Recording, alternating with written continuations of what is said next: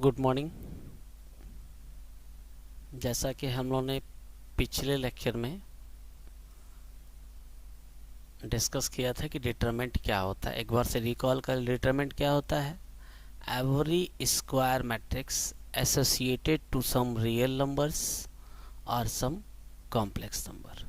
To find that real numbers और complex number है, we have to find determinant of that square matrix. मतलब जितने भी square matrix होते हैं वो किसी न किसी रियल नंबर से एसोसिएटेड होते हैं।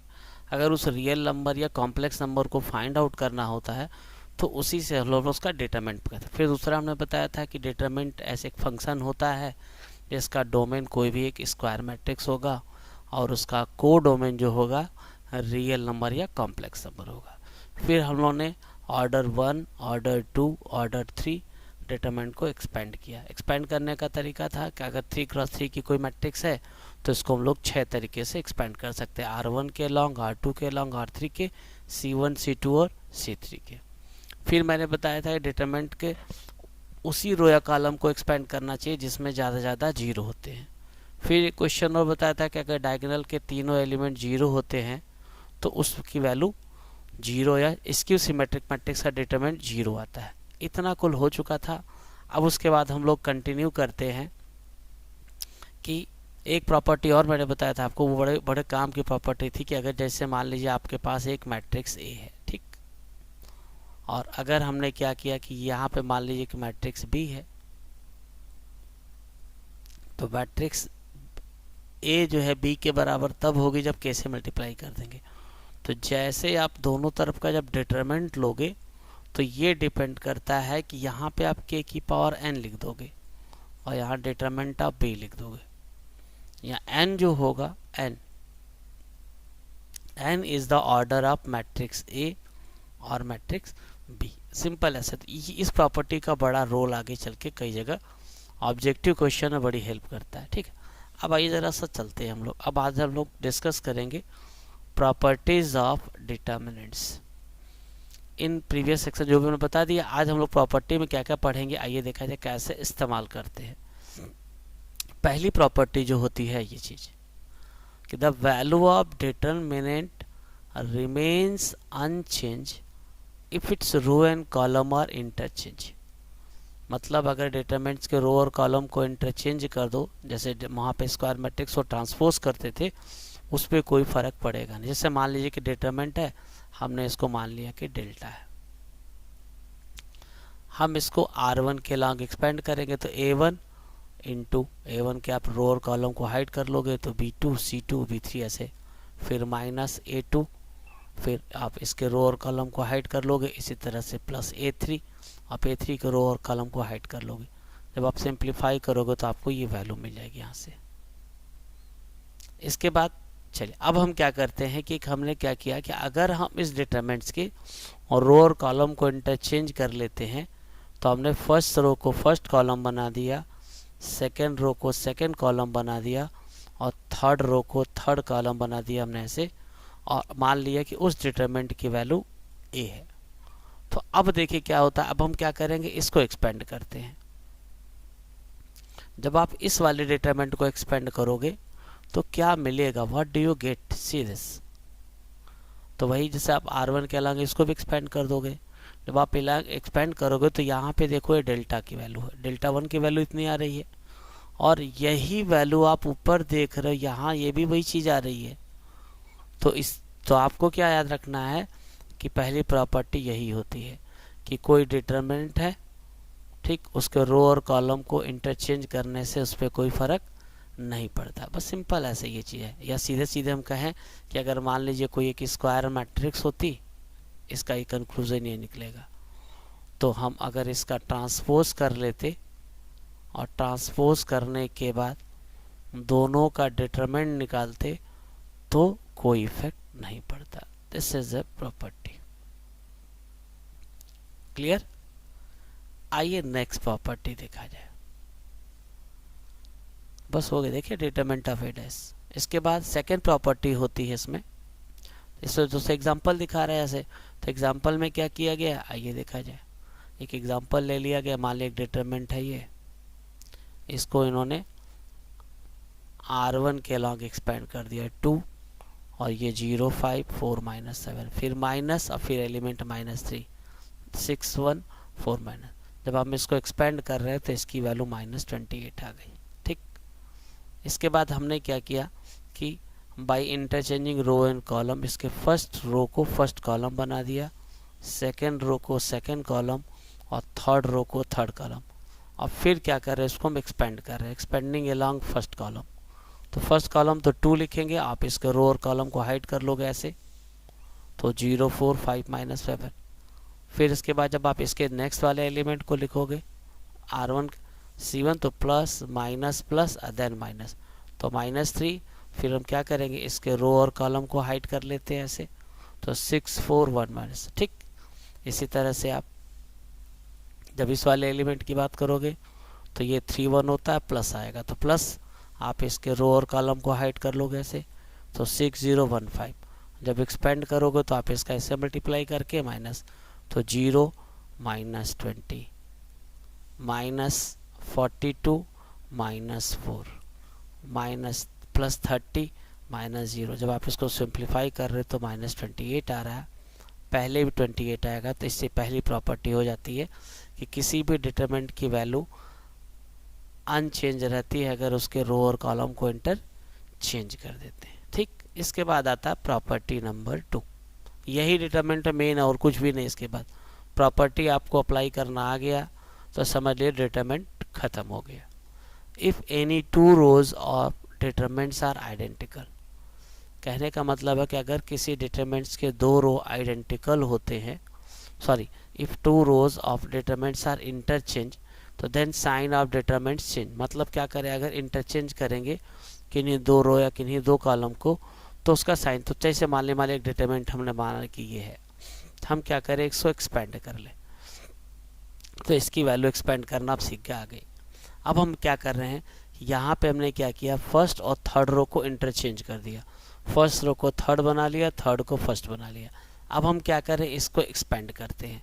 जब आप इसको एक्सपेंड करोगे तो जब एक्सपेंड करोगे तो देख रहे हो कि बीच बाद में माइनस का साइन आएगा।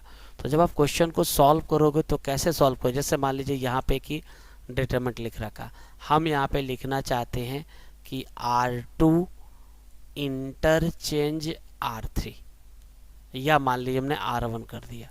तो जब आप डिटरमिनेंट को ऐसे लिखोगे तो वहाँ जब क्वेश्चन सॉल्व करोगे, मान लीजिए वो प्रॉपर्टी इसमें अप्लाई करना है, तो यहाँ पे क्या करोगे, यही आपका ये डेल्टा डैश ऐसे रहेगा। आप क्या करेंगे, बस सिंपली बाहर एक माइनस साइन लगा देंगे एक बार इंटरचेंज करने के लिए, और जो R2 था वो हमारा B1 है, फिर ये B2 है और ये B3 था। और फिर क्या किया हमने, यहाँ पे ये C1 C2 and then C3, clear. और यहाँ पे इसको हमने एज यूजुअल नोट कर लिया। तो क्वेश्चन जब सॉल्व करेंगे तो ये ध्यान रखना होता है कि कैसे, जब भी आप इंटरचेंज करोगे रो या कॉलम को तो ऐसे लगा दोगे। जैसे अप्लाई करेंगे तो एक बार करेंगे, तो अगर मान लो 2 बार करना है तो फिर माइनस की पावर होल उसका 3 बार करना है तो -1 की पावर क्यूब होता जाएगा ऐसे। तो मेन क्वेश्चन में ध्यान ये रखा है जब भी अप्लाई करेंगे तो करना क्या होता है। इसके बाद देखिए जैसे मान लो उस पर वेरीफाई करना है, एक एग्जांपल ले लिया हमने, ठीक, हमने इसको एक्सपेंड कर लिया। एक्सपेंड करने के पिछला क्वेश्चन था इसकी वैल्यू -20। अब हम क्या करते हैं, R2 और R3 को इंटरचेंज करते हैं। तो this is R2 and this is R3, हमने इंटरचेंज कर दिया, R1 रिमेन सेम है। फिर इसके बाद जब इसको इंटरचेंज कर देंगे तो देखिए क्या मिलता है। तो हमने इंटरचेंज कर लिया, मान लें इंटरचेंज करने के बाद उस डिटरमिनेंट की वैल्यू आ गई डेल्टा 1। अब हम जब एक्सपेंड कर रहे हैं तो इसकी वैल्यू 28 आ रही है, जबकि डिटरमिनेंट ये था हमारा, हम उसमें चाहे जितनी खुरापात करें उसकी वैल्यू नहीं बदलेगी, वो यूनिक किसी न किसी रियल नंबर से एसोसिएटेड है। तो इसकी वैल्यू -28 ही आनी चाहिए थी, आप चाहे जितना करो, जबकि यहाँ पे 28 आ रहा है। तो यही कंक्लूजन निकलता है कि जब भी इंटरचेंज करते हैं तो एक बार इंटरचेंज करेंगे तो जैसे इस क्वेश्चन को सॉल्व करना होता तो बाहर माइनस साइन लगा देते। उम्मीद है कि समझ में आ रहा होगा। इसके बाद नेक्स्ट आते हैं property number 3। If any 2 rows of determinants are identical, that is corresponding elements are same, then value of determinant is equal to 0. जैसे if we interchange the identical rows of the determinant then does not change identical, however property 2 हमारा है, ठीक। बस ये तो आपको क्या करना है, ये हमेशा दिमाग पर रख लेना कि जैसे मान लीजिए determinant दिख रही है कि अगर ध्यान से देखो कि इसका R1 और R2 के एलिमेंट देख रहे हो, 3 2 3 3 2 3 आइडेंटिकल है, वो एक सेम है।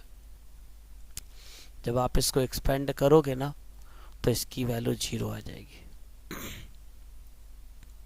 ठीक। और ऐसे भी कहें जब आइडेंटिकल करेंगे तो ये ठीक है, ये ध्यान रखना, कोई दो रो या कोई दो कॉलम आइडेंटिकल होंगे या उनके एलिमेंट प्रोपोर्शनल होते हैं तो वो उसकी वैल्यू डिटरमिनेंट की वैल्यू 0 होती है। इसके बाद नेक्स्ट प्रॉपर्टी पे,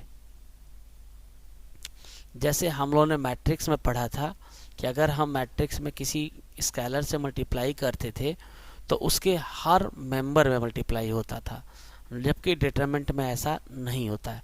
तो उसी पे बेस प्रॉपर्टी 4 है, if each element of a row और a column of a determinant is multiply by constant K then its value get multiply by K. जैसे मान लीजिए कि एग्जांपल लिया डेल्टा, हम इसको एक्सपेंड करते हैं तो हम क्या करते हैं कि हमने क्या किया कि इसके R1 के हर एलिमेंट में k से मल्टीप्लाई कर दिया। जब k से मल्टीप्लाई कर देंगे तो इसको तो पीछे हम लोग एक्सपेंड कर ही चुके हैं, तो इसकी वैल्यू तो भाई इतनी आती है हमारी, पहले से पता हम लोग को। और लेकिन आप जब इसको सॉल्व करते तो क्या करते, आप इसको अगर R1 के अलॉन्ग एक्सपेंड करते तो R1 के अलॉन्ग एक्सपेंड करते तो इसकी वैल्यू k डेल्टा है। तो क्वेश्चन लगाते समय क्या ध्यान देना होता है कि जैसे मान लीजिए कोई भी क्वेश्चन सॉल्व करना, आपको क्वेश्चन सॉल्व कैसे करेंगे आइए दिखाते हैं आपको।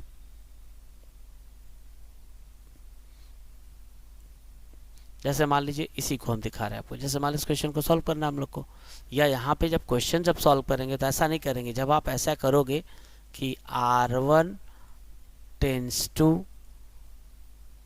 2R1, अगर सिर्फ मल्टीप्लाई करते हो तो R1 टेंस टू 2R1 का मतलब ये होगा कि अगर इस डिटरमिनेंट में यह प्रॉपर्टी अप्लाई कर रहे हैं तो जब सिर्फ मल्टीप्लाई करोगे तो आप क्या करोगे, जब क्वेश्चन सॉल्व करोगे तो यहाँ 2 से डिवाइड भी करोगे डिटरमिनेंट के पहले, और R1 के हर एलिमेंट में जैसे 2A1 ऐसे हो गया हमारा, ये 2A2, ये 2B1 सॉरी, और यहाँ पे ये 2C1,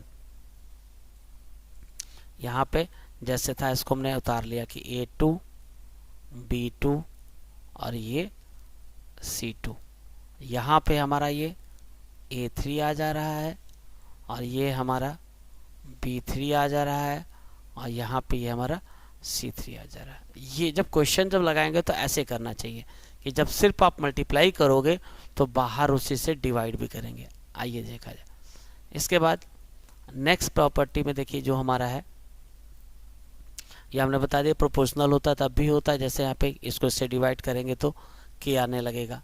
अब जैसे मान लो यहाँ पे देखो इस क्वेश्चन को, एग्जाम्पल एक हमारा है, जैसे क्वेश्चन है तो आप ऐसे डायरेक्ट भी देखो, अगर 17 6 कितना होता है 102, 3 6 18, 6 6 तो हम देख रहे हैं कि R1 और R3 के एलिमेंट प्रोपोर्शनल हैं, करस्पॉन्डिंग एलिमेंट प्रोपोर्शनल हैं। तो हम उसको कई तरह से डायरेक्ट भी लिख देते हैं कि प्रोपोर्शनल है, नहीं तो हमने क्या किया कि 102 को 6 × 17 लिख दिया, इसको 6 × 3, और फिर हम जैसे पता जैसे मल्टीप्लाई करते हैं तो जब भी उसमें कॉमन लेते थे मैट्रिक्स में तो हर एलिमेंट से डिटरमिनेंट में कॉमन लेंगे तो किसी रो या किसी कॉलम से। तो हमने क्या किया, R1 से 6 कॉमन ले लिया। जब R1 से 6 कॉमन ले लिया तो इसका R1 और R3 आइडेंटिकल है तो इसकी वैल्यू 0 आ गई। तो ऐसे कर लेंगे। इसके बाद next property number 5, if sum और all element of a row of a column are express as a sum of two terms.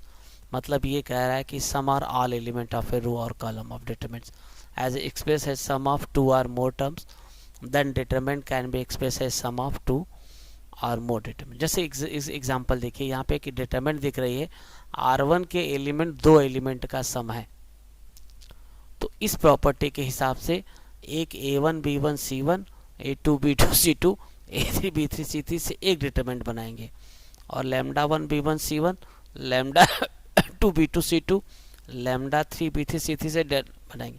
और फिर हम क्या करेंगे, इस वाले डिटरमिनेंट को एक्सपेंड करें, इसको एक्सपेंड करें और दोनों को ऐड कर देंगे तो दोनों की वैल्यू सेम आती है। तो ये प्रॉपर्टी दिमाग पे रखना है हमें। आइए देखा जाए इस पे एक एग्जांपल इलस्ट्रेशन से। जैसे मान लो आप यहाँ पे ध्यान से देखो कि इस एग्जांपल को सॉल्व करना है। तो यहाँ पे आप क्या देख रहे हो, R1 में तो ABC है, लेकिन R2 के एलिमेंट है ना, since element of R2 sum of a 2 element, तो we can express this determinant as sum of a 2। तो आप कैसे बनाओगे, एक बनाओगे AAX, एक बनाएंगे AAX BBY CCZ, एक डिटरमिनेंट ऐसे बन गई, और एक A2X B2Y C2Z से डिटरमिनेंट बन जाएगा। इसके बाद ध्यान से देखो आप, इसके ये R1 और R2 आइडेंटिकल है तो इसकी वैल्यू 0। इसके बाद देखिए आप जब इसको इससे डिवाइड कर रहे हो, तो जब इसको इससे डिवाइड करोगे तो 2 मिलेगा, इससे डिवाइड करोगे तो हम देख रहे हैं कि इसका R2 और R3 प्रोपोर्शनल है, तो इसका मतलब इसकी वैल्यू भी 0 आएगी, इसकी वैल्यू 0 आएगी, तो इस डिटरमिनेंट की वैल्यू 0 आ गई। तो हमने इसमें दो चीज़ सीख ली कि अब तक पिछली प्रॉपर्टी से भी क्या करेंगे कि अगर दो रो या दो कॉलम आइडेंटिकल होते हैं तो डिटरमिनेंट की वैल्यू 0 होती है। और एक अभी पढ़ा कि अगर किसी रो या कॉलम के हर एलिमेंट किसी रो के या किसी कॉलम के हर एलिमेंट 2 या 2 से ज़्यादा एलिमेंट का सम है, तो हम अगर 2 एलिमेंट का सम हो तो गिवन डिटरमिनेंट को 2 अलग अलग डिटरमिनेंट्स में सम के फॉर्म पे लिख सकते हैं। इसके बाद नेक्स्ट प्रॉपर्टी आते हैं।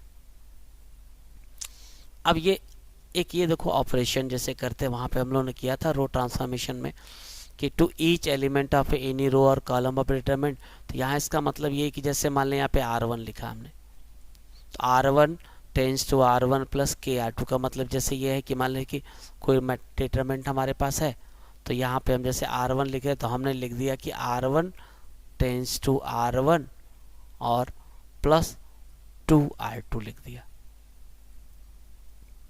2R2। मतलब इसका क्या मतलब होगा कि अगर ये डिटरमिनेंट R1 होती तो यहाँ पे क्या करते, इसके हर एलिमेंट को 2 से मल्टीप्लाई करके R1 में जोड़ देते, या हम ऑपरेशन में लिख सकते थे R1 tends to R1 plus R2 plus R3, या हम यहीं पे इसको ऐसे भी कर सकते थे, कोई भी ऑपरेशन कर सकते हैं। बस एक चीज़ ध्यान रखना, एक तो कहावत कही जाती है इसमें, अभी मैं आपको जब एग्जाम्पल लेके इलस्ट्रेशन में बताऊँगा कि कभी कभी ये होता है कि जैसे होता है ना कि एक कहावत कह दे कि पता चले कभी कभी जिस डाल पे बैठे उसी डाल को काटने लगते हैं। तो जब ऑपरेशन कर रहे हो तो अगर जिस स्टेप में आप R1 यूज़ कर रहे हो, तो अगर दूसरा ऑपरेशन करोगे तो वहाँ पे R1 का इस्तेमाल नहीं करोगे, क्योंकि R1 का इस्तेमाल करने का मतलब वही बात है कि अपनी डाली को काटना आपने शुरू कर दिया। आइए इस पे जब एग्जाम्पल लगाएंगे तो और आपको जब समझ में आने लगेगा कि क्या क्या हम ऑपरेशन कर सकते हैं, इंटरचेंज कर सकते हैं, कैसे क्या कर सकते हैं। बस मेन मकसद होगा ज़्यादा से ज़्यादा 0 बनाना, और नहीं तो जैसा डिज़ायर रिजल्ट लाना उस हिसाब से चलेंगे। तो ऐसे ढेर सारे हम ऑपरेशन इस तरह से करेंगे, वो एग्जाम्पल करने से आपको समझ में आएगा। इसके बाद नेक्स्ट जो है, देखिए कि एग्जाम्पल दिख रहा है आपको, ये कह रहा है कि प्रूव दैट इस डिटरमिनेंट, ये बोर्ड में कई बार क्वेश्चन आ चुका है, कह रहा है कि आप A क्यूब इसको लाओ। तो A क्यूब लाना, तो देखो अब हम सीधे आते हैं, ज़्यादा से ज़्यादा हम लोग को करना क्या होता है कि डिटरमिनेंट में 0 बनाना होता है, और डिटरमिनेंट में 0 बनाने के लिए हमें तो यहीं दिख रहा है, देखो ध्यान से आप, अगर हम चाहते हैं कि ये 0 बन जाए और ये 0 बन जाए, तो अगर 2A 0 कब होगा, जब इसमें -2A जोड़ देते, 3A 0 कब होगा, तो हम क्या करेंगे, ऑपरेशन जो लिख रहे हैं इन प्लेस ऑफ R2, ये पूरी R2 आपकी है, हमने लिख दिया R2 - 2R1। अगर हम R1 के एलिमेंट में -2 से मल्टीप्लाई करके ऐसे, तो ये ऑपरेशन में लिखा R2 - 2R1, और एक ऑपरेशन देखो तो यहाँ R2 को यूज़ कर चुके हैं, तो अब हम इस स्टेप में R2 का इस्तेमाल नहीं करेंगे, और दूसरा ऑपरेशन लिख दिया हमने R3 tense to R3 - 3R1। जब आप R2 करोगे तो क्या करोगे, R1 में जब -2 से मल्टीप्लाई करके इसमें जब जोड़ोगे तो ये तो 0 आ जाएगा यहाँ पे, इससे -2 से मल्टीप्लाई करेंगे तो -2A -2B, और जब 3A जोड़ेंगे तो ये A + B आ गया आपका, यहाँ पे। तो ये क्या होगा 3a जब इसमें तो कटेगा हमारा, तो 2b से 2b कट जाएगा, 3a माइनस a हमारा a आ जाएगा। इसी तरह से -2 से मल्टीप्लाई करेंगे तो ये, अब यहाँ जब इसको कर रहे हैं तो इसमें R1 में 3 से मल्टीप्लाई कर दिया -3 से, फिर जोड़ेंगे तो ये तो 0 आ जाएगा। तो यह 3 से मल्टीप्लाई करेंगे तो ये 3b से 3b कट जाएगा, 6 से -3a 3 आ जाएगा। इसी तरह से यहाँ पे 3a plus 3b plus 3c है, तो 10 में से 3 जाएगा तो 7a, 6b में से 3 जाएगा तो 3b, और ये कट गया से इतना आ गया। अब हम क्या करें, इसको एक्सपेंड कर दें। हम क्या करें, सीधे सीधे इसको एक्सपेंड कर दें किसके लॉन्ग, क्योंकि हम देख रहे हैं यहाँ पे कि 2 एलिमेंट 0 आ गए हैं RC1 के। जब आप इसको एक्सपेंड करोगे तो क्या लिखोगे, एक्सपेंडिंग अलोंग C1। जैसे आप इसको C1 के अलोंग एक्सपेंड करोगे तो ये C1 जब लिखोगे तो इसके रो और कॉलम को हाइड कर लोगे, तो A और इसको लिख दिया। और जब आप इसका इससे मल्टीप्लाई करोगे तो ये A और ये 0 हो गया, तो इसकी वैल्यू 0 आ गई। तो बस ये प्रैक्टिस की, जितना प्रैक्टिस करोगे, जितने ज़्यादा क्वेश्चन सॉल्व करोगे, उतने ऑपरेशन करना सीख जाओगे आप। ठीक इसी तरह से एक दूसरा एग्जांपल है, कह रहा है कि without expanding prove that, without expanding prove that, बिना एक्सपेंड किए बताना है। तो आप ध्यान से देखो कि भाई 0 दिखाना है, तो जब भी 0 दिखाना है तो एक चीज़ तो दिमाग पे है यार कि जब आइडेंटिकल होता है तो 0 आ जाती है, या तो किसी रो या किसी कॉलम के सभी एलिमेंट 0 होते तब। तो यहाँ पे हम देखें एक्स वाई है, वाई जेड है, और 3 ही वेरिएबल है। तो अगर हम R1 में R2 को जोड़ देते तो आपको x plus Y plus z, x plus Y plus z दिख रहा है। और अगर आप R1 को R3 से डिवाइड करते तो x plus Y plus z, x plus Y plus z, मतलब R1 के एलिमेंट और R3 के एलिमेंट को जब हम डिवाइड करते तो प्रोपोर्शनल आ रहे हैं। तो इसका मतलब ये आइडेंटिकल है। या तो हम क्या करते, x plus Y plus Z R1 से कॉमन ले लेते तो बाहर x plus Y plus Z आ जाता है, ऐसे ही बाहर आ जाता कॉमन, और यहाँ पे आ जाता 1 1 1, और ये हो जाता आपका z x एंड y, और ये आ जाता 1 1 1।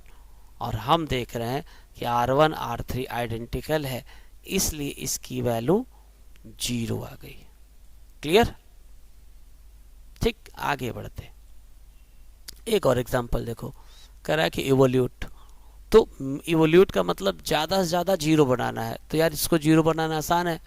अगर हम इसको 0 बनाना चाहते हैं तो इसमें से इसको घटा लेते, इसको 0 बचाना चाहते तो इसमें, तो हमने 2 ऑपरेशन एक साथ किए। हमने क्या किया, R2 tense to R2 minus R1 और R3 tense to R3 minus R1। तो अब यहाँ तो R1 को तो आप ऐसे लिख दोगे 1 माइनस 1 0, B माइनस A, इसमें से इसको सब्ट्रैक्ट करोगे तो C कॉमन ले लेंगे। इसी तरह से 1 माइनस 1 0, यहाँ पे C माइनस A, यहाँ इन दोनों में देखो B कॉमन है, ऐसे ले लिया। फिर हमने कहा है कि जब 2 0 आ गए तो आप क्या करो, इसको और सिंप्लीफाई करना चाहते हो तो यही सबसे बेनिफिट होता है, जितना ज़्यादा कॉमन। तो आप देखो आपको R2 में क्या कॉमन मिल रहा है, A माइनस बी कॉमन मिल रहा है। देखो यहाँ से R3 में C माइनस A या A माइनस सी कॉमन मिल रहा है। तो हमने क्या किया कि R2 से B माइनस A और R3 से C माइनस A कॉमन ले लिया। जब यहाँ से कॉमन लोगे तो R1 तो A1 ABC आएगा, तो ये 0 1 और यहाँ माइनस C आ जाएगा। इसी तरह से इससे C माइनस A कॉमन लेंगे तो 0 1 और ये माइनस B आ जाएगा।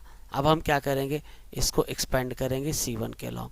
जब C1 के अलॉन्ग एक्सपेंड करोगे आप ऐसे, तो इसके रो और कॉलम को जब हाइड करोगे तो बस ऐसे आएगा माइनस B और प्लस C। तो ये माइनस B प्लस C, तो ये इसका एक्सपेंशन आ गया हमारा। तो ये है, बड़ा आसान होता है, प्रैक्टिस करनी पड़ेगी, मज़ा आ जाएगा लगाएंगे तो। एग्जाम्पल 14 देखते हैं हम लोग। जैसे एग्जाम्पल 14 है, कह रहा कि प्रूव करिए। प्रूव करना है तो आप देखो जरा सा कि यहाँ पे 3 वेरिएबल नज़र आ रहा है। ठीक, 3 वेरिएबल दिख रहे हैं। अब यहाँ में प्रूव करना है ABC is equal to 4ABC prove करना है। तो यहाँ से अब चेक किया जाए कुछ फ़ायदा हो रहा है हम लोग को। यहाँ से देखिए जरा सा आपको अगल बगल। तो इसका जो सबसे पहला ऑपरेशन पता है क्या होता है, जैसे हमने देखा कि ये C1 में B और C है, C2 में A और C था, और इसमें A और B था। तो एक ऑपरेशन हम क्या करते हैं यहाँ पे कि यहाँ पे अलग अलग अपना तरीका है, जैसे जो कर सके। इन्होंने क्या किया है कि R1 tends to R1 minus R2 minus R3, मतलब ये इसका यही है कि इन्होंने क्या किया है कि आप ऐसे ब्रैकेट बंद कर लो, R2 में R3 को ऐड करके R1 में से सब्ट्रैक्ट कर दो, ठीक। या एक तरीका और इसको लगाने का था कि इधर जैसे इसमें लग रहा है हमारा, ऐसे कर लिया हमने। ऐसे इन्होंने क्या किया ऐसे कि R1 में से R2 प्लस R3 को ऐड करके सब्ट्रैक्ट कर लिया। नहीं तो हम लोग क्या करते हैं यहाँ पे, बस सिंपल ऐसे मैं एक ऑपरेशन बता रहा हूँ, देखो ध्यान से, कि आप ऐसे लिख लेते, ये था पूरा रो था हमारे से, तो यहाँ पे हम लोग क्या करते कि आप यहाँ पे लिख देते R1 tends to R1 plus R2 plus R3, clear. अगर ऐसा करते हो तो क्या मिलेगा, व्हाट डू यू गेट। तो जब आप इसको जोड़ देते तो ये आपका आता 2b प्लस 2c, यहाँ पे आता 2a प्लस 2c, यहाँ पे आता 2a प्लस 2b, ठीक है। और यहाँ जब हम सॉल्व करते हैं, इसको ऐसे उतार लिया हमने, b है, इसके बाद ये c प्लस a है, और यहाँ पे ये b आ गया, ये c है, ये c है, और ये a प्लस b हो गया आपका ऐसे, ठीक।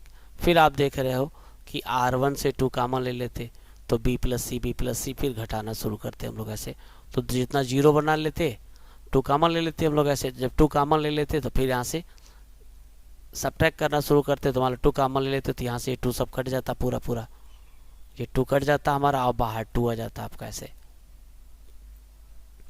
इसके बाद हम इसमें से घटाते तो क्या करते, इसमें से इसको घटा लेते हम लोग, ठीक है, b माइनस सी कर ले। तो अपने इस तरह से करते जाएंगे, ऑपरेशन करेंगे, करने से आएगा, जितना ज़्यादा करेंगे उतना ही आपको आएगा। अब बुक में क्या किया गया है, एग्जाम्पल ये है, तो इन्होंने क्या किया ना, R1 tends to R1 minus R2 minus R3 कर लिया। तो इन्होंने क्या, एक तो 0 बना लिया, और एक 0 बना करके सीधे इसको एक्सपेंड कर दिया, किसके अलॉन्ग, R1 के अलॉन्ग। तो ये पूरा पोर्शन 0 हो जाएगा, और मल्टीप्लाई कर लिया तो अपने आप हमारा आंसर आ जाएगा, ठीक है। एक एग्जाम्पल और देखेंगे बस, क्योंकि अब फिर आगे हम लोग डिस्कस करेंगे। जैसे मान लो एक क्वेश्चन ये बोर्ड में सब बहुत कई बार क्वेश्चन पूछे गए, ये कह रहा है कि अगर एक्स वाई जेड डिफरेंट है और इस डिटरमिनेंट की वैल्यू 0 के बराबर है, तो so that 1 plus x y z is equal to 0। तो देखो आपने डिटरमिनेंट को नोट, अब ध्यान से देखो कि जो इसका ये है ना, this is the element of column 3, it is a sum of 2 element. तो बस हमने क्या किया कि using property if the element of each है any row or column or sum of 2 or more than, तो हम इसको इस प्रॉपर्टी 5 से अलग अलग लिखो। तो कि एक तो x y z x square y square z 1 1 1 से एक डिटरमिनेंट बना लेंगे, x y z x square y square z इससे बना लेंगे।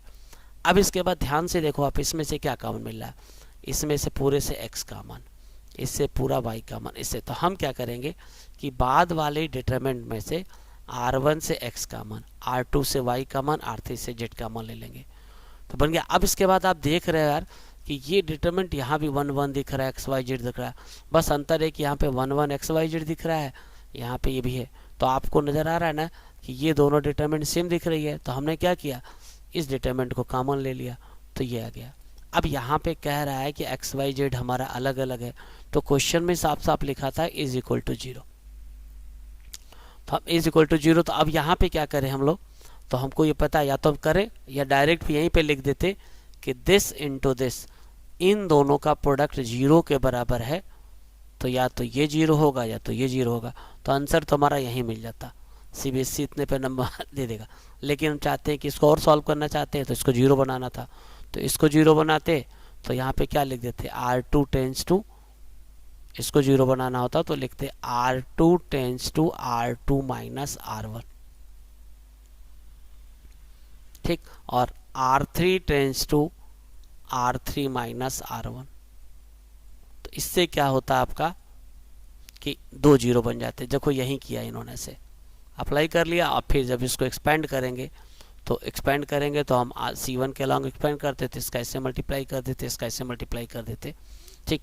तो जब मल्टीप्लाई कर लेंगे तो ये सिंप्लीफाई करके आएगा, तो this into this is equal to 0। और कह रहा है कि अगर एक्स वाई जेड अलग अलग है तो ये कभी 0 होगा ही नहीं, इसका मतलब 1 + x + y + z ही 0 होगा। अब थैंक यू, अगले वीडियो में हम लोग कुछ क्वेश्चन के साथ मिलेंगे। इस पर 2-3 दिन खाली क्वेश्चन ही सॉल्व करने हैं हम लोग को। ओके, तो हम लोग नेक्स्ट वीडियो में फिर से आते हैं। कुछ क्वेश्चन अभी और लगा, 2-3 दिन लगाना पड़ेगा क्योंकि सबसे ज़्यादा वर्क इसी पे डिटरमिनेंट के ही करना होता है हम लोग को। Thank you for listening. और ये जो भी क्वेश्चन थे हम लोग NCERT से सॉल्व कर रहे थे।